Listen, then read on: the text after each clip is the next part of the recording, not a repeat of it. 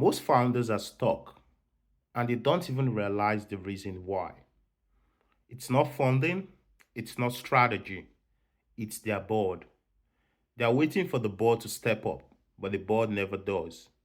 And so they keep burning out, spending their own money and carrying the weight of the organization on their back.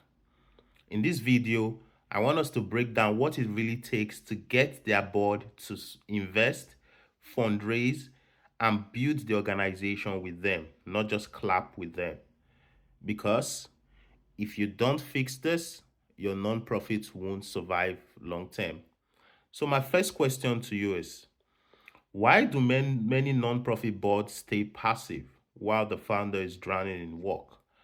And what's the first step to changing that dynamics? You're spot on.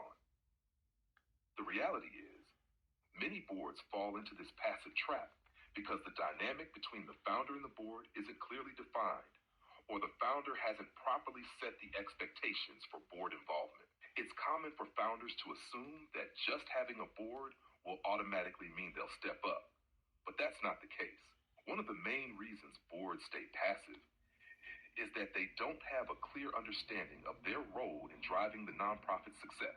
Too often, the founder is the one doing all the heavy lifting, while the board members, who were likely recruited because they have valuable connections or expertise, aren't given the direction they need to be engaged. Without clear expectations, a lot of board members may only show up to meetings but not take on real responsibility. So, what's the first step to change this? It's all about setting the right foundation from the very start. The first step is to clearly communicate the board's role in fundraising, networking, and decision making, and hold them accountable. You can't expect them to know how to step up if you don't lay out exactly what stepping up looks like. Once you establish that, you create a sense of shared ownership in the nonprofit's success. From there, you can start building a true partnership where they feel a sense of responsibility to contribute, fundraise, and connect the dots for the organization. Does that resonate with your experience? What have you found works best to get that shift going? Well, I'll tell you this, the truth is most founders do not really set that expectation. But I've also seen that some founders do set up the expectation. They do let these board members know that they're going to be involved in this area. But these board members do not really follow through.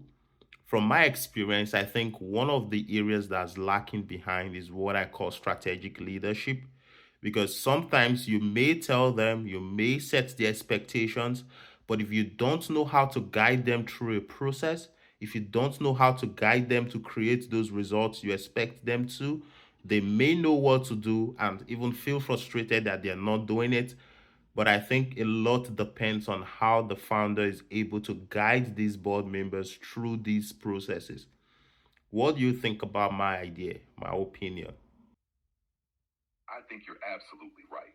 Setting expectations is only one part of the equation.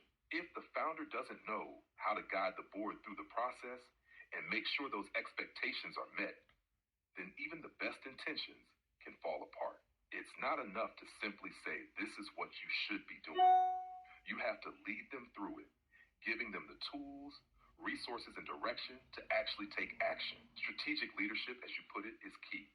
The founder has to be able to break down complex tasks like fundraising or network building into manageable steps for board members. And they need to provide a clear structure for how those board members can actually contribute in a way that makes sense and feels achievable. Without this, even the most well intentioned board can become paralyzed by not knowing exactly what their role is in the big picture.